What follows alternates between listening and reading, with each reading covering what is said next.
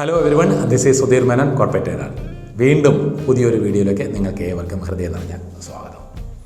ഇന്ത്യയിലെ ബീഹാറിലെ ഗയക്കടുത്തുള്ള ഗലൂർ ഗ്രാമത്തിലെ ഒരു പാവപ്പെട്ട തൊഴിലാളി കുടുംബത്തിലാണ് ദശരഥ് മാഞ്ചി ജനിച്ചത്.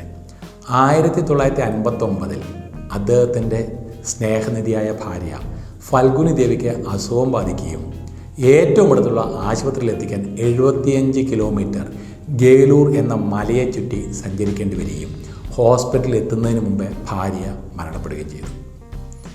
ദശരഥ് മാഞ്ചി അതിരിറ്റു സ്നേഹിച്ചിരുന്ന തൻ്റെ ഭാര്യയ്ക്ക് സമാനമായ വിധി മറ്റാരും അനുഭവിക്കണമെന്ന് ആഗ്രഹിച്ചില്ല. അതിനാൽ മുന്നിലുള്ള പർവ്വതത്തെ മുറിച്ച് ഒരു റോഡ് നിർമ്മിക്കാൻ അദ്ദേഹം തീരുമാനിച്ചു. വെറും ഒരു ചുറ്റികയും 2 കടപ്പാരയും കൊണ്ടായിരുന്നു ഒറ്റയ്ക്ക് അദ്ദേഹം തൻ്റെ ജോലി തുടങ്ങിയത്. കൂട്ടുകാരും ഗ്രാമവാസികളും അദ്ദേഹത്തെ ഭ്രാന്തൻ എന്ന് വിളിച്ചെങ്കിലും തൻ്റെ ഉറച്ച തീരുമാനത്തിൽ നിന്ന് അദ്ദേഹം പിന്മാറിയതേയില്ല.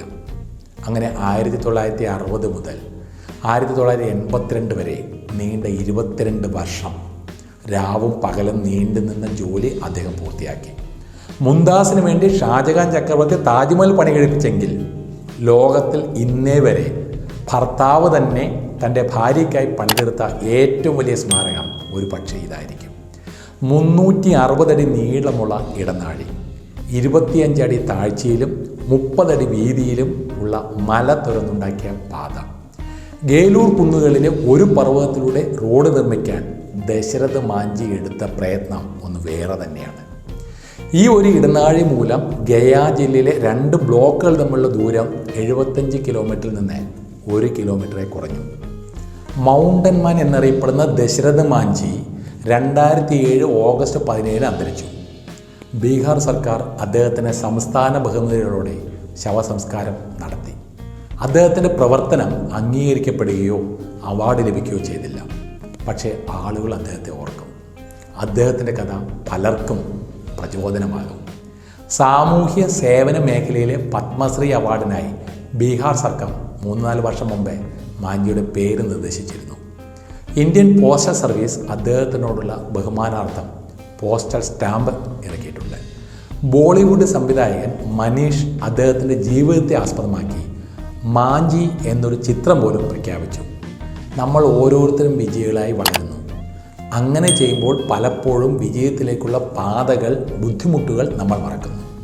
ടാർഗറ്റുകൾ നിർണ്ണയിക്കുകയും അവ ഉടനടി നേടാൻ താല്പര്യപ്പെടുകയും ചെയ്യുന്നു. പക്ഷെ നമ്മൾ സാധാരണ മനുഷ്യരാണ്. മാത്രമല്ല, ചിലപ്പോൾ ആ ലക്ഷ്യങ്ങളിൽ നിന്നും അകന്നു പോയേക്കാം. അതുപോലെ തുടക്കത്തിലുണ്ടാകുന്ന പരാജയം നിരാശയിലേക്ക് നയിച്ചേക്കാം.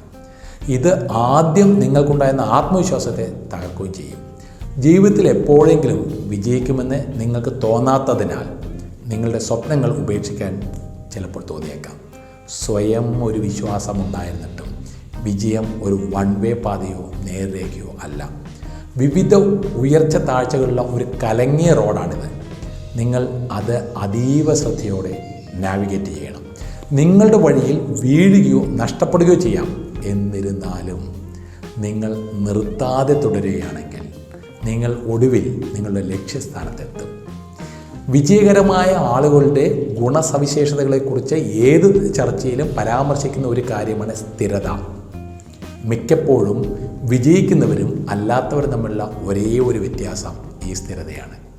ബാക്കിയുള്ളവർ പലതും ഉപേക്ഷിച്ച് പോകുമ്പോൾ വിജയികൾ തൻ്റെ ലക്ഷ്യം നേടാനുള്ള പരിശ്രമം തുടർന്നുകൊണ്ടേയിരിക്കും, ലക്ഷ്യം നേടുന്നത് വരെ.